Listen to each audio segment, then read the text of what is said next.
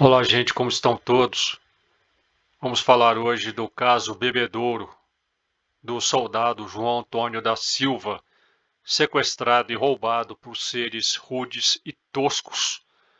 As características inusitadas, insólitas e intrigantes que revestem este caso, entre elas o aspecto, o aparato e o comportamento por demais primitivos dos seres envolvidos, barbudos, como se fossem trogloditas, bem como do disco voador, que parecia feito de pedra, tornaram-no um dos maiores clássicos da ufologia mundial, que vamos revisitar agora. O caso Bebedouro, assim chamado em alusão ao local em que ocorreu, foi rigorosa e meticulosamente investigado pelo ufólogo decano, oficial aviador da reserva da FAB, Força Aérea Brasileira, e psicólogo Úvio Brant Aleixo, fundador e presidente do CICOANE, o Centro de Investigação Civil de Objetos Aéreos Não Identificados, sediado em Belo Horizonte, pelos membros deste, Alberto Francisco do Carmo, Eros Jardim, Roberto Aleixo e Maria Irene Neves, e colaboradores da SBDV, Sociedade Brasileira de Estudos de Discos Voadores, sediada no Rio de Janeiro, entre eles seu fundador e presidente, o médico alemão Walter Karl Bühler, e seus membros Wanda Santos, Edson Moura e Luiz Romaniello. A equipe liderada por Aleixo realizou mais de 20 entrevistas e exames em diversos locais, inclusive em Bebedouro. As ilustrações ficaram a cargo de Alberto Francisco do Carmo e as fotos de Carmo e Bühler. Os resultados foram publicados no número 94, 98 de setembro de 1973 a junho de 1974 do Boletim da SBDV, editado por Bühler. Na tarde de sábado, 3 de maio de 1969, José Antônio da Silva, de 24 anos, soldado do Batalhão de Guardas da Polícia Militar de Minas Gerais, saiu de sua casa na rua Emídio Germano, na Vila Pompeia, periferia de Belo Horizonte, para ir pescar. Apanhou um ônibus na estação rodoviária com destino a Pedro Leopoldo e desceu antes de chegar a essa cidade, seguindo a pé pela estrada Jaguara até a localidade de Bebedouro, antiga fazenda dos ingleses no município de Matozinhos, a 50 quilômetros de Belo Horizonte. Por volta de meia-noite, chegou à margem do Rio das Velhas, retirou seus apetrechos da lona que levava como se fosse uma mochila e com esta montou sua barraca, ficando a pescar até de madrugada. Ao amanhecer de domingo, dia 4, Silva acordou, enrolou a lona e continuou a pescaria, sem êxito. Fez uma pausa ao meio-dia para alimentar-se com sardinha enlatada e retomou a pesca.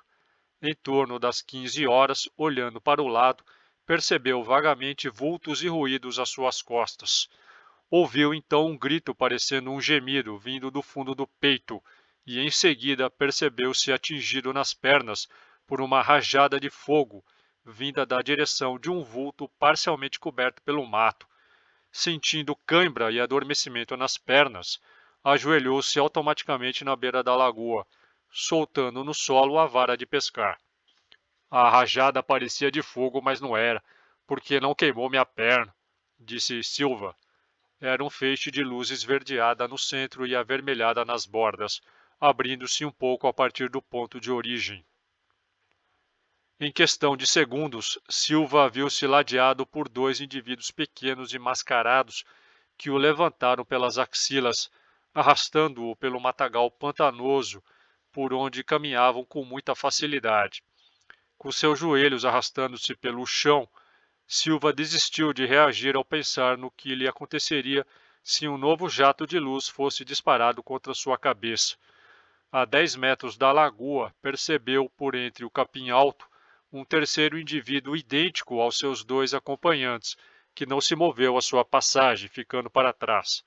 Todos os três carregavam uma espécie de arma, mas Silva supôs que o terceiro é quem fora o responsável pelo disparo e também pela emissão do som grave, espécie de gemido. Os homenzinhos tinham cerca de 1,20 m de altura, proporções humanas e pernas grossas. Robustos em relação à sua pequena estatura, estavam totalmente cobertos. o corpo por uma roupa clara, brilhante, dispondo de gomos nas articulações dos cotovelos e dos joelhos, a cabeça por uma máscara de cor cinza fosca, como alumínio apagado. Esta era redonda na parte de trás e na frente era esquinada, aplanando-se a partir da testa, exceto na altura do nariz, onde havia a saliência correspondente. Na altura dos olhos havia dois orifícios circulares de uns 2 centímetros de diâmetro. Aparentemente rígida, a máscara descia larga sobre os ombros e não tinha conexão com o vestuário. Da sua parte inferior saía um tubo plástico que, passando sobre o peito e sob as axilas, terminavam no pequeno bujão fixado às costas de cada homenzinho. Eu acho que daria conta de um deles se quisesse, comentou Silva. Nessa altura, ele sentia mais curiosidade do que medo. Tão logo passou pelo terceiro indivíduo, avistou um pequeno aparelho de cor cinza de uns 2 metros de altura, para o qual era levado através do arvoredo. Ele se apoiava, um tanto inclinado, numa pequena estrada de terra. Era composto por um cilindro vertical, ligado pelas bases a 2 plataformas lenticulares ou achatadas, ambas de diâmetro maior do que o cilindro, sendo que a de cima media uns 3 metros de diâmetro e a de baixo uns 2,5 metros. Para descrever sua forma, Silva recorreu a um copo com a base sobre um pires e com a boca encimada por outro pires maior e emborcado. Das bordas da plataforma superior saíam, a intervalos regulares, hastes que iam se encaixar obliquamente na base do cilindro e não nas bordas da plataforma inferior. Ambas as plataformas eram de cor preta. No cilindro havia uma abertura de aproximadamente 1,30 m por 60 centímetros. Em entrevista concedida a mim e a Pablo Villarrubia Malson em sua residência em Belo Horizonte, Aleixo concordou que se tratava de um aparelho muito tosco, de aparência muito primitiva. O seu design e características era dos mais toscos jamais observados. Introduzido através dessa portinhola, Silva deparou-se com um cômodo de forma quadrangular, com cerca de 2 metros de lado e de altura. As paredes, o teto e o assoalho lembravam superfícies de pedra, assim como os banquinhos, que não tinham pernas. Junto à parede da porta estava o banco cúbico mais comprido, onde ele e seus 2 captores iriam se sentar. No meio do cômodo havia um banco menor, que logo seria ocupado pelo tripulante ainda ausente. Apesar da iluminação ambiente ser intensa do tipo vapor de mercúrio, o soldado não conseguiu discernir focos de luz, nem aberturas ou saliências nas superfícies lisas. Uma vez sentado no meio do banco duro, seus acompanhantes adaptaram em sua cabeça um capacete igual ao que portavam, introduzindo-o através de uma abertura traseira. Também deste capacete saía um tubo que se dirigia às costas. Sentando-se cada um de um lado, os 2 acompanhantes amarraram-lhes os pés e em seguida sua cintura com um material ressecado, áspero. Passaram então a amarrar-se a si próprios, momento em que entrou no cômodo o terceiro tripulante para sentar-se à sua frente no banco isolado e amarrar-se também. Silva, que vestia apenas um calção curto de camurça amarela, trazendo um grande rosário enrolado na cintura e na cabeça um gorro de meia de mulher coberto por outro de malha preta, só podia enxergá-los através dos orifícios da pesada máscara, cujas pontas começavam a incomodar-lhe os ombros e a base posterior do pescoço. Sentado de frente para os 3, o tripulante isolado acionou, para o lado, uma pequena alavanca situada no piso à sua esquerda. Imediatamente, Silva ouviu um zumbido oriundo da parte superior do aparelho e sentiu os efeitos da aceleração.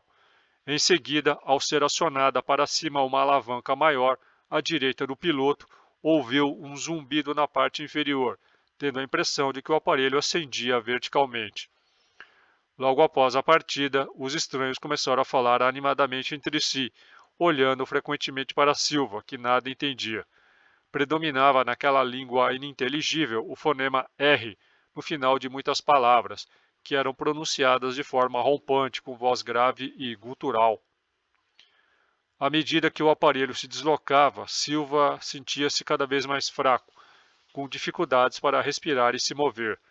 A certa altura, além de totalmente abatido moralmente, viu-se com o corpo paralisado. Sua posição era deveras desconfortável devido à dureza e falta de ergonomia do banco. Suas pernas adormeceram e as quinas do pesado capacete lhe machucavam os ombros e a nuca. Transcorrido um longo tempo de viagem que lhe pareceu interminável, Silva percebeu que a claridade no interior do cômodo se tornava cada vez mais forte e pulsava, obrigando-o a fechar os olhos dentro do capacete. Após mais ou menos uma hora, percebeu que a claridade diminuía, podendo abrir os olhos. A viagem prosseguiu sem novidades, até o momento em que o aparelho pareceu girar 90 graus sobre seu eixo lateral. Para ilustrar essa manobra, Silva pegou um copo, representando o cilindro central, e o deitou. As cadeiras se adaptaram à nova situação do aparelho, parecendo terem se virado também. Muito tempo depois, o aparelho normalizou sua posição, assim como as cadeiras. Decorrido outro prazo, o aparelho apoiou-se em algum lugar. Sentiu o arranco, disse Silva. Os homenzinhos se desamarraram, e em seguida também a ele. Vedaram-lhe os orifícios da máscara, de modo que agora ele podia apenas escutar. Os indivíduos, até então muito falantes e parecendo alegres, calaram-se e o pegaram pelas axilas, carregando-o de pernas encolhidas, os joelhos arrastando-se pelo chão. As pernas continuavam dormentes, mas Silva avaliava que já conseguiria ficar de pé, se o deixassem tentar. Os homens tinham muita força para seu reduzido tamanho. Sempre carregado, Silva ouvia ruídos de passos e de muita conversa. Em todas as vozes que ouvia, distinguia o mesmo idioma estranho de seus acompanhantes, que agora estavam calados. Algumas vozes eram mais graves, outras menos. Nenhuma, entretanto, lhe pareceu de origem feminina. Percebeu então que o sentaram num banco sem encosto. Em seguida, tiraram a venda dos orifícios de sua máscara, mas esta lhe continuou posta. Silva viu-se em um vasto salão quadrangular, com cada lado medindo entre 10 e 15 metros. A primeira coisa que lhe chamou a atenção foi uma figura que estava de pé à sua frente, a uns 5 metros de distância, focalizando-o com um olhar de aparente satisfação. Era um indivíduo de cerca de 1,25 metros, pouco maior que os demais e também mais robusto, sem máscara e sem uniforme de voo. Rezei na hora que eu vi ele, imaginei que não voltaria mais, disse Silva. Nesse momento, os seus 3 captores estavam retirando as respectivas máscaras e conversando muito animadamente com aquele que, a Silva, pareceu ser o chefe.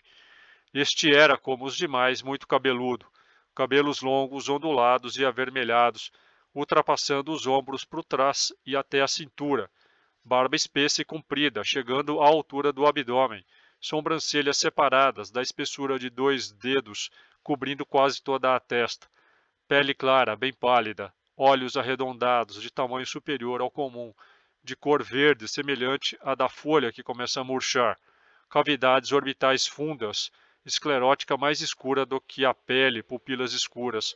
Os olhos quase não piscavam. Não pôde notar se tinham cílios. O nariz, afilado e comprido, era maior do que os nossos.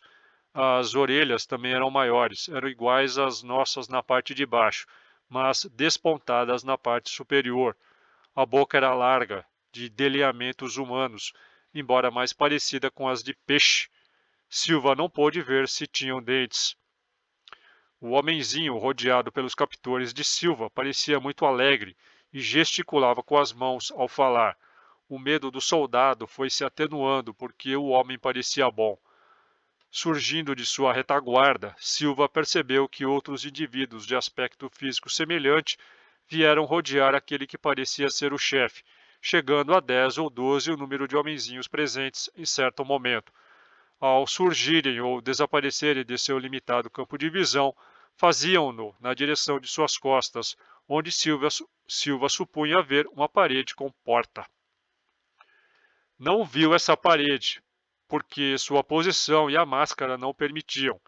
Percebeu apenas 3 paredes do salão e o piso, mas não reparou o teto, em virtude de sua posição inclinada, com as pernas estendidas, posto que o banco era muito baixo.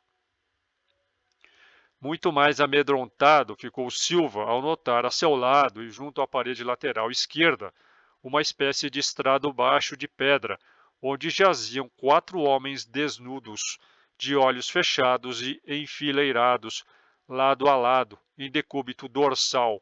Pareciam mortos em rigidez cadavérica. Um deles era negro, outro moreno claro, ambos bem robustos. Os outros 2 eram mais claros e franzinos, sendo um deles bem louro. Eram semelhantes a nós e não apresentavam qualquer ferimento visível. Só se via nas costas, só se havia nas costas, que eu não pude ver, especulou Silva. Os homenzinhos não davam qualquer atenção aos cadáveres, que em Silva despertavam pensamentos tétricos e pessimistas quanto às chances de retorno. Ainda assim, ele não julgava que os homenzinhos tivessem matado aqueles homens. Talvez eles não tenham resistido ao tirar da máscara, tergiversou. As paredes e o piso do grande salão pareciam-lhe de pedra, devido ao tom cinza uniforme. A iluminação era também uniforme e intensa, do tipo vapor de mercúrio, mas não se discernia focos aparentes, janelas ou aberturas visíveis. Na parede da esquerda, junto à qual estava o estrado com os cadáveres, viam-se desenhos coloridos de muitas coisas familiares ou conhecidas por Silva. Bichos como a onça, o macaco e o elefante e a girafa, casas de uma cidade pequena, árvores, florestas, mar, caminhões como o Fenemé da Alfa Romeo, um avião bimotor a hélice e um automóvel. Tais figuras, isoladas umas das outras, cobriam apenas uma parede. As da frente e da direita nada continham. Um pouco à direita, repousando sobre o piso, encontrava-se um aparelho estranho que fez lembrar a Silva um carro de corrida. Era uma estrutura mais ou menos cilíndrica, com 2 metros de comprimento e 80 centímetros de altura, toda fechada.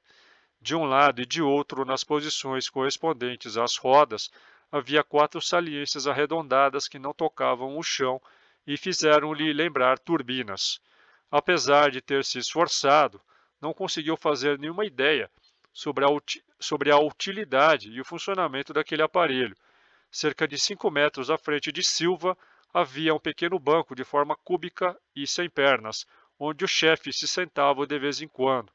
Do lado direito desse banco e quase no nível do solo, havia um outro estrado com uns 3 metros de comprimento e superfície branca, sendo utilizado depois como lousa para desenhos. No meio da confusão gerada pelo entrar e sair dos homenzinhos, da gesticulação acompanhada da linguagem estranha e da animação estampada nas fisionomias dos estranhos, Silva chegou a supor que eles estavam muito satisfeitos com sua presença ali. Surpreendeu-se a perceber que um dos indivíduos estava a desamarrar cuidadosamente o embrulho de lona, onde trazia seus apetrechos de pesca. Ao ser capturado, essa lona estava aberta numa pequena clareira, e os objetos espalhados em torno. Ele não soube quem a teria enrolado com os objetos dentro e levado àquele salão. Supôs que isso teria sido obra do terceiro tripulante, que ficara para trás no matagal, enquanto ele era carregado para o aparelho. De qualquer forma, ali estavam os homenzinhos retirando e examinando, com denodada animação, um a um, os pertences contidos pela lona. De mão em mão passavam suas coleções de anzol, machadinha, escavadeira, facões, caixas de fósforo, lata de sardinha e outros alimentos, assim como as peças de roupa. Ato contínuo, ao detido exame das peças, era separado um exemplar de cada objeto do qual houvesse duplicata. Assim, se apossaram de um exemplar de cada tipo de anzol, de um exemplar dos 3 facões, de uma caixa de fósforos, de uma das 2 mudas de roupa e de uma nota de 100 cruzeiros antigos, dentre os 35.100 cruzeiros que encontraram num dos bolsos. As peças de que não havia duplicata, como a lata de sardinha, por exemplo, foram todas devolvidas ao envoltório de lona e este foi novamente enrolado e amarrado cuidadosamente. A exceção ocorreu com sua carteira de identidade, encontrada também num dos bolsos e exibida para todos. Não a devolveram, e isto lhe causou grandes preocupações e transtornos. Silva inferiu que, por ela, é que os homenzinhos identificaram sua condição de militar, porque, logo em seguida, um deles sacou de uma arma e a apontou para a parede, disparando um jato de luz que resultou na descoloração da área atingida. E, além disso, a parte inicial de sua conversa com o chefe viria a girar em torno de armas. As armas portadas pelos homenzinhos eram padronizadas, apesar de suas variadas dimensões, bem menores do que um fuzil, apresentavam canos bem mais largos e curtos. Formando uma peça única, continuavam se alargando para formar as coronhas. Na parte intermediária superior de cada arma havia uma espécie de gatilho que, acionado para trás, provocava a ejeção de um feixe luminoso do tipo que o atingiu antes de ser capturado.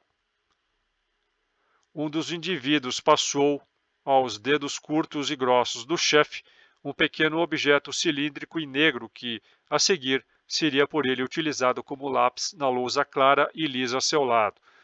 Voltando-se diretamente para Silva, o líder fazia gestos, acompanhando-o sempre com sua linguagem incompreensível.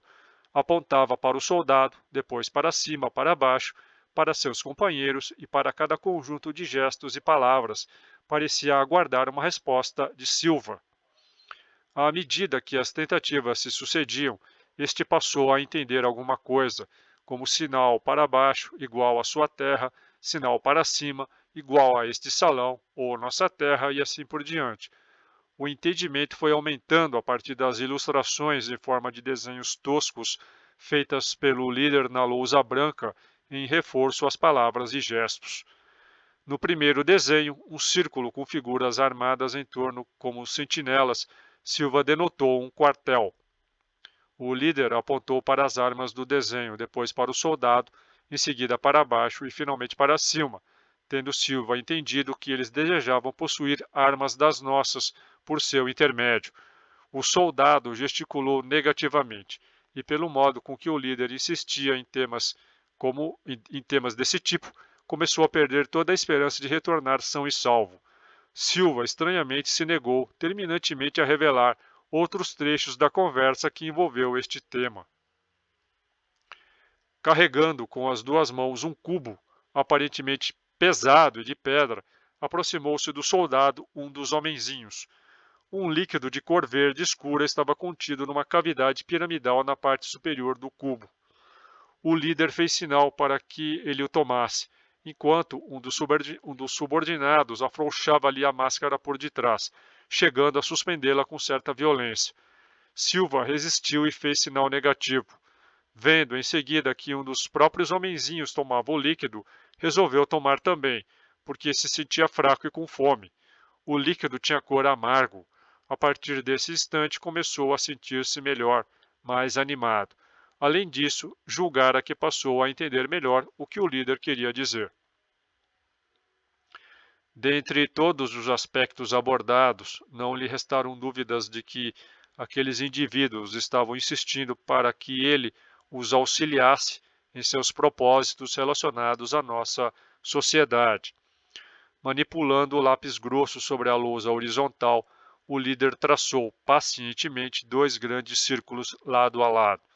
Em seguida, enegreceu um deles, deixando branco o outro, apontando sucessivamente para os dois círculos, depois para Silva e para baixo.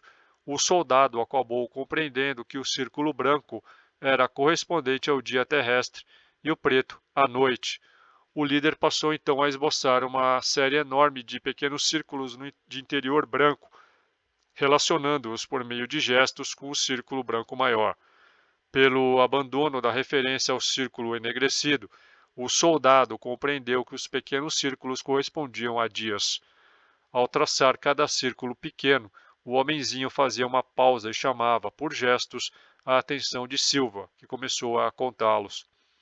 Com muita paciência, o líder completou um grande aglomerado de pequenos círculos brancos, circunscrevendo-os em seguida no outro círculo maior.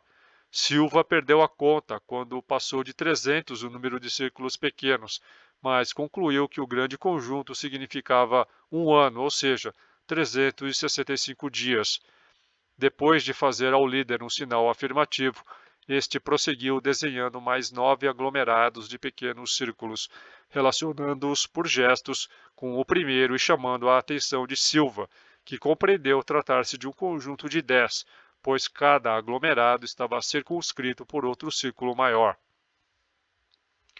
Em seguida, o homenzinho traçou um risco grosso que separava 3 aglomerados dos 7 restantes e passou a apontar sucessivamente para o conjunto de 3, para Silva e para baixo. Depois apontou de novo para o soldado, para cima e para o conjunto de 7 grandes aglomerados, fazendo ainda outros gestos e levando Silva a entender a sequência da seguinte maneira, abre aspas. Ele está propondo me devolver a terra, onde ficarei por 3 anos colhendo informações para ele. Depois mandará me buscar para junto deles, onde ficarei estudando por 7 anos. Finalmente descerão à terra, tendo em mim um guia para eles. Fecha aspas. Como resposta a isso, Silva fez sinal negativo para indicar sua recusa. Nessa altura, ele já estava manipulando o rosário que trouxera enrolado à cintura e fazia orações em voz alta.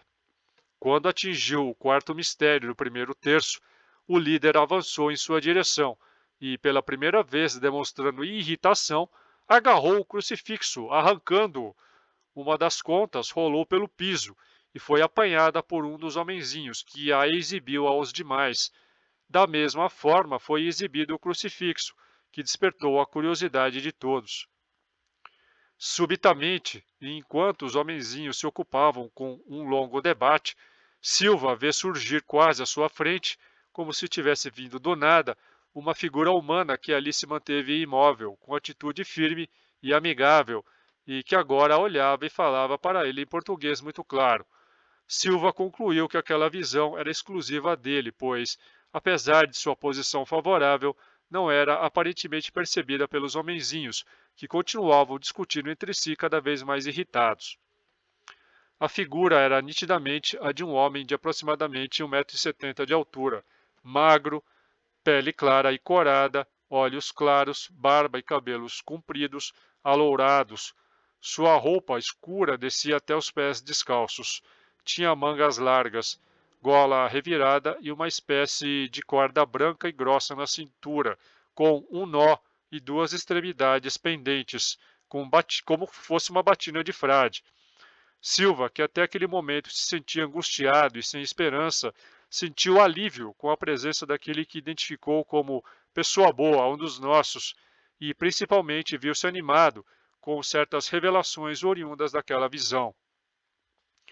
Tais revelações não poderiam ser transmitidas a ninguém, segundo Silva, antes que recebesse novas instruções, o que demoraria talvez 2 ou 3 anos. Sobre essa visão, houve uma enorme resistência do soldado em abordá-la, principalmente no que se refere à mensagem recebida, que considerava secreta. Mesmo os dados sobre a descrição física do indivíduo foram fornecidos com muita relutância, uma vez que avaliava que esses dados poderiam ser suficientes para a identificação da pessoa. Inquirido sobre se a figura era a de Jesus, respondeu prontamente que não. Se era de algum santo, não quis responder, apenas sorriu e desviou a conversa. Da mesma forma como surgiu no salão, o indivíduo alto desapareceu. Coincidentemente, pela primeira vez, os homenzinhos pareciam irritados uns com os outros. O líder dirigiu-se aos seus guardas, que jamais saíram do lado de Silva, o qual teve, a seguir, vedados os orifícios de seu escafandro. Da mesma forma como viera, o soldado foi suspenso pelas axilas e carregado para o interior do aparelho que o trouxera. Desvendaram-lhe os olhos, amarraram-lhe e iniciou-se então a longa viagem de volta, com a presença dos 3 tripulantes e os mesmos incidentes da ida, aparelho variando de posição e luz aumentando e pulsando por certo período. Após ter sentido o baque correspondente ao pouso do aparelho, seus acompanhantes retiraram-lhe o escafandro. Nesse instante, perdeu quase que totalmente a consciência, percebendo vagamente que o arrastavam no meio da escuridão. Calcula que ficou nesse estado semiconsciente durante cerca de 1 hora, notando depois os primeiros albores do dia que ia nascer e o ruído de uma fonte de água próxima. Movido por uma sede intensa, arrastou-se até encontrar um ribeirão com uma corredeira. A seu lado estava a mochila, de onde retirou o cantil. Encheu-o por 2 vezes, calculando ter tomado 1,5 litros de água sem ter a sede inteiramente saciada. Em seguida, preparou seu material de pesca e conseguiu apanhar pequenos peixes, dos quais se alimentou. Quando o sol despontou, Silva pôde reparar melhor a paisagem, que lhe era completamente estranha. Tinha sido deixado sobre uma pequena pedreira, ao lado de um córrego. Abatido e barbado, começou a caminhar trôpego e confuso. Logo encontrou uma rodovia asfaltada e aí abordou um transeunte.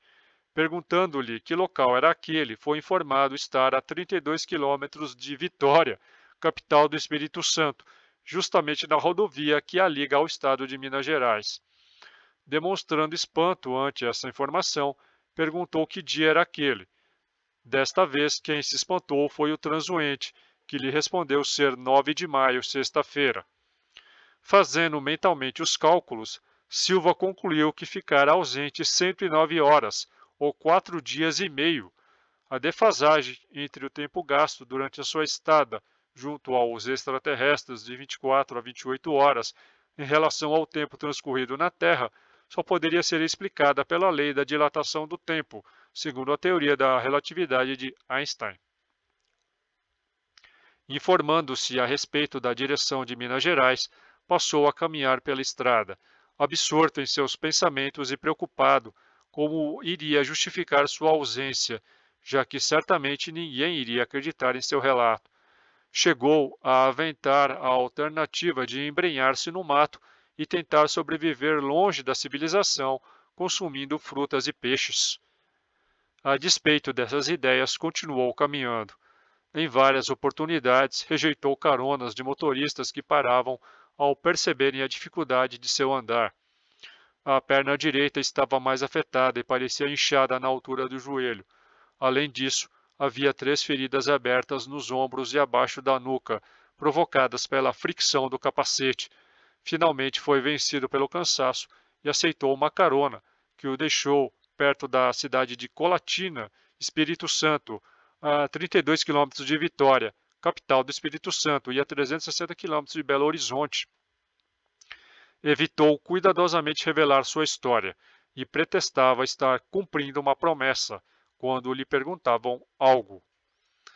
É curioso que o contatado e abduzido, o Nilson Pátero, ou Nilson Pateiro, de Catanduva, quando foi sequestrado nas proximidades dessa cidade, ele acabou sendo devolvido pelos seres, também nessa região, em Colatina. Voltando a caminhar, encontrou-se com um grupo de meninos e com eles se informou sobre o atalho que o levaria à mais próxima estação, o mais próximo possível da estação da ferrovia Vitória-Minas. Queixou-se de que os meninos, após indicar-lhe o caminho, atiraram-lhe chacotas e pedras, talvez devido à sua esquisita aparência. Seguindo pelos trilhos da rodovia, chegou à estação de Pedro Nolasco.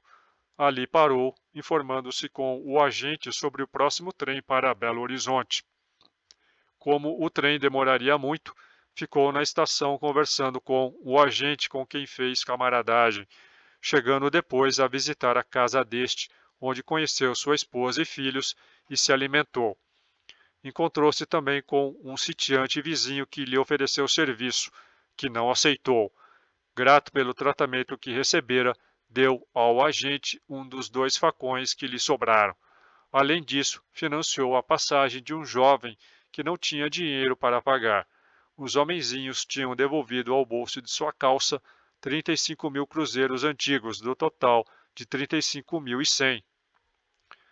Às 7h25 da manhã de sábado, 10 de maio de 1969, Silva desembarcou do trem NF-32 na gare da Estrada de Ferro Central do Brasil, em Belo Horizonte. O agente de segurança da ferrovia, Geraldo Lopes da Silva, notou entre os passageiros a presença daquele rapaz mal vestido, com touca de meia na cabeça, trazendo algo embrulhado numa lona. Foi justamente o embrulho que lhe chamou sua atenção sobre Silva, porque havia frequentes roubos de fios de cobre da estrada de ferro. Interpelando-o, o agente pediu sua identidade. Chefe, não tenho identidade porque me tomaram, mas sou soldado, respondeu Silva.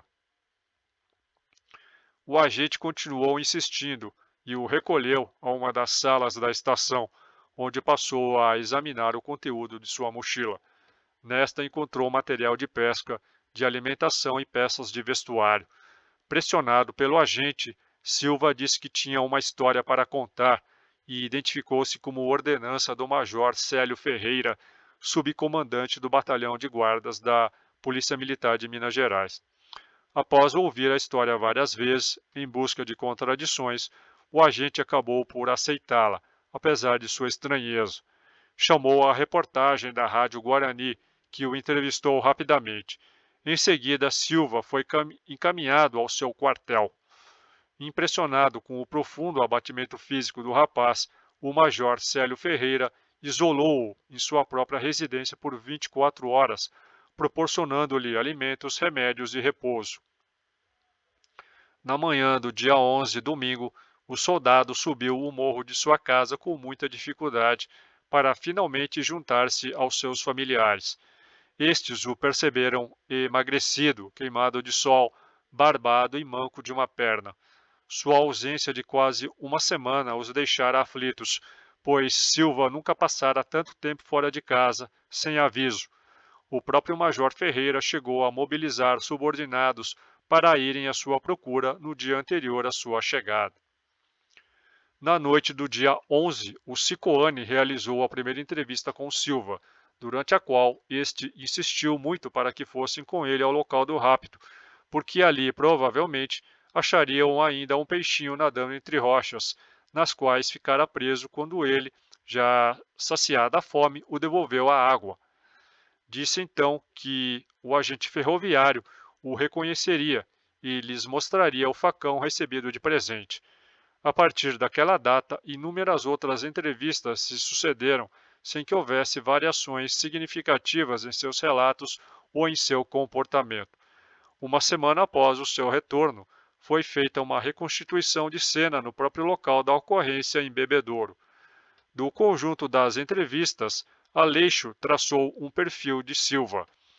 Ele era solteiro, o segundo mais velho entre 11 irmãos, um dos quais falecido. Seu pai era vivo e sua mãe falecida havia 2 anos. Possuía apenas o grau de instrução primário. Há 5 anos era praça da Polícia Militar de Minas Gerais e há 2, ordenança do subcomandante do Batalhão de Guardas. Seu nível socioeconômico era modesto. Residia com a família numa casa suburbana que ajudara a construir e cujo terreno doara aos irmãos. Gastando muito pouco consigo mesmo, conseguiu adquirir outros 3 terrenos suburbanos, doando mais 2 aos irmãos. Em casa, era ele quem tomava as iniciativas e resolvia a maior parte dos problemas. Seus familiares e superiores o tratavam como pessoa digna de confiança e elogiavam sua conduta, afirmando que ele mantinha boas relações com todos e não apresentava vícios. Era católico devoto e fervoroso, mas nunca procurava converter os outros. Além das 3 marcas nos ombros e na nuca e da leve inchação no joelho direito, Silva apresentou outras sequelas.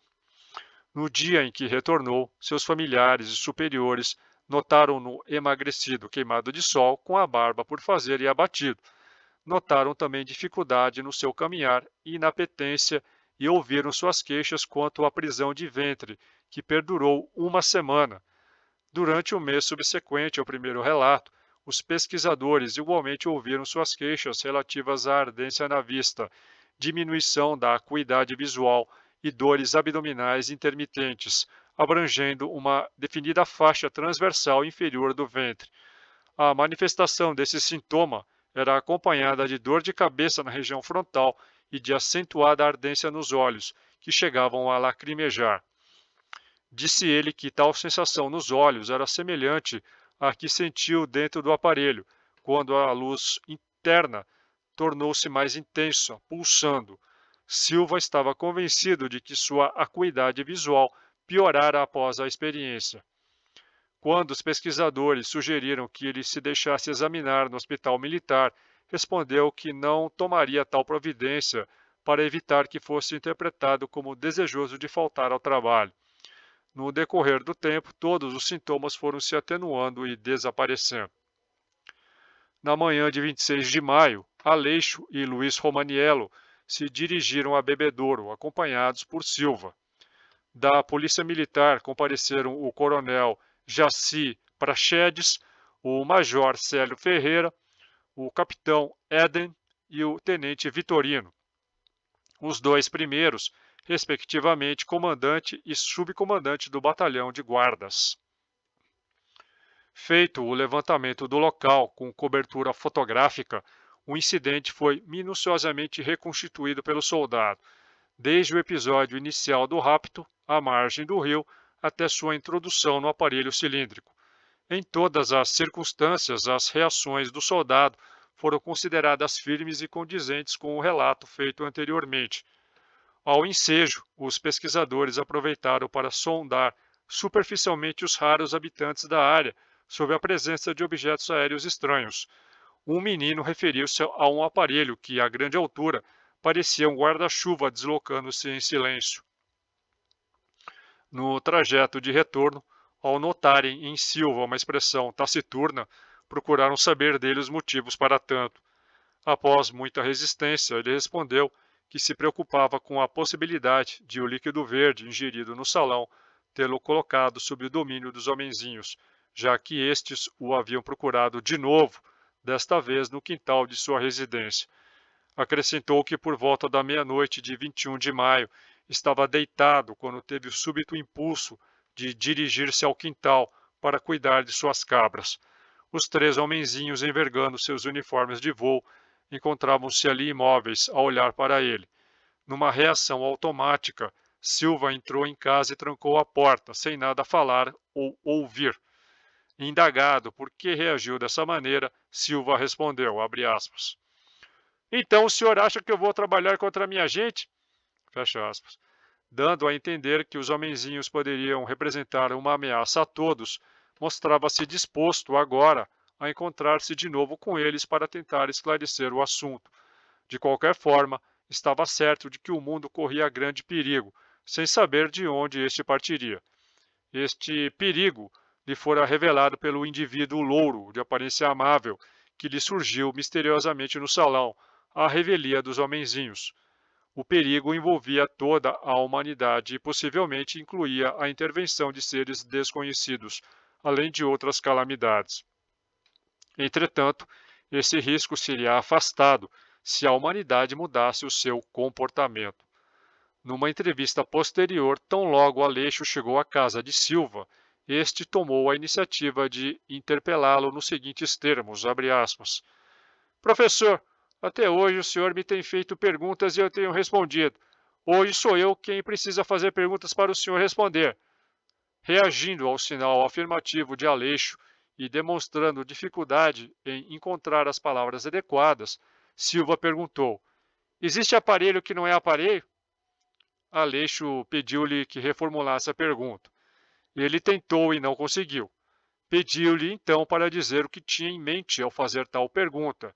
Redarguiu que, numa das noites anteriores, em torno das 22 horas, sentiu o desejo de caminhar pelo morro onde se situava sua casa, a fim de meditar, e que após caminhar alguns minutos pela crista do morro, a uns 300 metros das casas mais próximas, um foco de luz amarelada chamou sua atenção.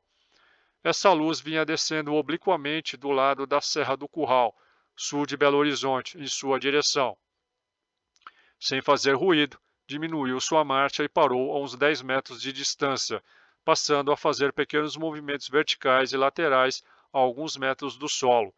Tinha forma esférica, diâmetro aproximado de 30 centímetros e parecia estar dirigida por alguém, apesar de não ser um aparelho como o que vira antes e no qual viajara. A bola luminosa se afastou após alguns minutos, subindo para a mesma direção de onde viera. Silva insistia em obter a explicação de Aleixo porque estava perplexo ante a existência de uma bola de luz que, revelando o controle de seus movimentos, não apresentava qualquer estrutura que a identificasse como aparelho. Aleixo limitou-se a responder que existiam inúmeros relatos sobre esse tipo de fenômeno, mas que ainda não havia explicação para eles. Durante todo aquele mês de maio de 1969, continuaram a chegar insistentes rumores sobre a atividade de OVNIs na área compreendida pelos municípios de Matozinhos, Pedro Leopoldo, Jaboticatubas, Jequitibá e Baldim, todos ao norte de Belo Horizonte. Alguns se referiam inclusive à presença de tripulantes. Como o caso do soldado Silva havia sido muito divulgado e ele se referia à região de Bebedouro, norte de Matozinhos, os rumores foram encarados com muitas reservas, uma vez que poderiam se tratar de efeitos psicossociais da própria divulgação. Ainda que imprecisas, as notícias se avolumaram. Como o então comandante do batalhão de guardas, Coronel Praxedes, havia demonstrado interesse no acompanhamento do caso de seu comandado Silva, Aleixo julgou conveniente colocá-lo a par dos novos comunicados recebidos dos arredores de Bebedouro. Teve, então, imensa surpresa de encontrá-lo já informado sobre tais ocorrências, pois um conhecido seu, o professor Ângelo Eleodoro dos Santos, lhe foi apresentado na ocasião, realizara recentemente uma expedição àquele sítio, acompanhado de oficial do batalhão de guardas e de outras pessoas. Caso Constantino, surdo-mudo atacado por ETs barbudos. Em estreita correlação com o caso Bebedouro, o da fazenda Constantino, situada à margem direita do Rio das Velhas, aproximadamente a 20 quilômetros de Bebedouro, teve como protagonista o surdo-mudo Antônio Rodrigues, de 60 anos, à esquerda na foto, que por meio de mímica e desenhos descreveu espontaneamente o dono da fazenda e, posteriormente, aos ufólogos do Cicoane e a Bueller, da SBDV, os homenzinhos barbudos e atarracados que viu desembarcar de um aparelho descido do céu. De acordo com seus gestos muito expressivos, os homenzinhos, já no solo, fizeram-lhe um aceno para que se aproximasse. Amedrontado, o surdo-mudo afastou-se correndo da margem do Rio Vermelho, onde pescava. Entre mentes, os desconhecidos passaram a persegui-lo, e um deles, acionando algo retirado da cintura, atingiu-o na perna direita, provocando sua queda. Em torno do surdo-mudo reuniram-se os indivíduos, falando uns com os outros. Um deles chegou a apalpar o seu braço, abanando a cabeça e afastando-se em seguida para o aparelho com seus companheiros. O surdo-mudo reproduziu em gestos com suficiente nitidez a entrada dos desconhecidos no aparelho e a subida vertical deste. Ao lhe ser mostrado um cartaz onde se reproduzia o retrato falado dos homenzinhos barbudos descritos pelo soldado Silva, o surdo-mudo ficou muitíssimo excitado, fazendo gestos incisivos que o senhor Edsel Marcos Duarte, presente à entrevista e familiarizado com sua mímica, interpretou como significando "cuidado com este".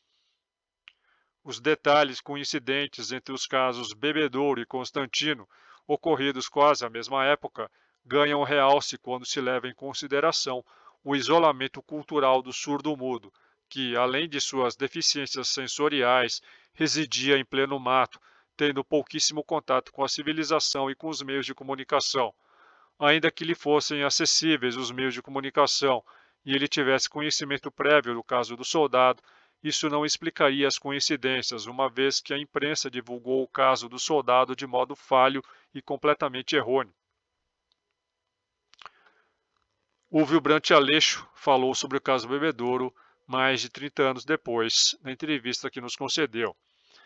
Quase exatamente um ano antes de falecer, em 23 de junho de 2006, o Vilbrante Aleixo concedeu a este autor que vos fala e ao jornalista e ufólogo espanhol Pablo Villarrubia Malso uma entrevista exclusiva nos dias 25 e 26 de junho em sua residência no bairro Cruzeiro, em Belo Horizonte. Ele que havia sido o primeiro ufólogo no Brasil a aplicar o teste psicológico e o retrato falado e pesquisado dezenas de casos que se tornariam clássicos, como Sagrada Família, Bebedouro, Jaboticatubas, Itabirito, Baleia, Vila Operária, etc., a maioria deles divulgados no boletim da SBDV. O caso Sagrada Família também foi pesquisado por Pablo Villarrubia e eu, no próprio local, em Belo Horizonte. Entrevistamos o Marcos Gomes Vidal e outras testemunhas, e vocês podem conferir a reconstituição e as entrevistas com Vidal aqui no canal. Ao ser perguntado sobre o caso Bebedouro, Aleixo contou que, logo depois do sequestro, ele e Alberto Francisco do Carmo foram até a residência do soldado e o entrevistaram várias vezes. Sua conclusão foi a de que aqueles seres não levaram o soldado a um outro planeta, e sim aos subterrâneos da Terra, onde estavam fazendo experiências genéticas, produzindo clones há muito tempo. Só isso explicaria a igualdade de aparências dos 10 ou 12 indivíduos que estavam lá no salão para onde o levaram.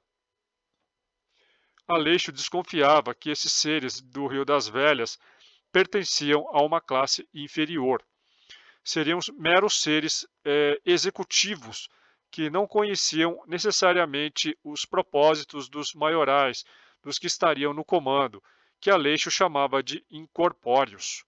Seriam assim seres que seriam treinados, programados, robotizados para cumprir uma determinada tarefa ou missão.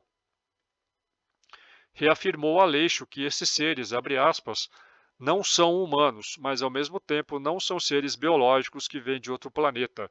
São seres incorpóreos que estão no comando de um grande exército. E esse exército é composto dos que estão aí indicados, seres humanos de todos os segmentos, alguns, a maioria talvez, não conscientes do papel que exercem nessa conspiração. Traduzindo, eu quero dizer que eles são anjos malignos, os anjos malignos que optaram pela luta contra Deus. Relevou também que, abre aspas, são diferentes em tudo, menos em um item. Eles são todos evasivos. Isso eu acho muito significativo, muito mesmo. Estão enganando todo mundo, inclusive a Força Aérea. Fecha aspas. Agindo de forma mais discreta possível, a finalidade última é sempre essa, a de capturar o espírito humano. A única forma de combatê-los seria por meios espirituais, orando a Deus ou a Nossa Senhora, já que armas físicas são inúteis contra eles. As seitas ufológicas seriam, de certa forma, manipuladas por essas entidades com vistas a obter adeptos. Tudo isso disse Aleixo.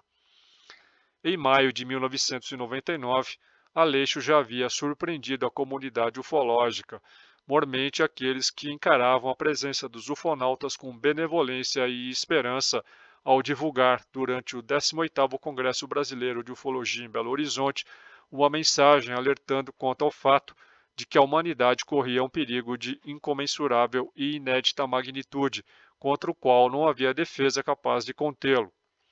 Até o início da década de 80, Aleixo acreditava que os alienígenas, entre aspas, eram seres biológicos oriundos de outros planetas e que aqui viviam aqui viam pacificamente apenas para estudar o planeta e seus habitantes, mas com o decorrer dos anos acabou concluindo que, na verdade, abre aspas, são sim de outro mundo, mas não vêm de outros planetas, vivem na própria atmosfera, nos recônditos da Terra e através do cosmo.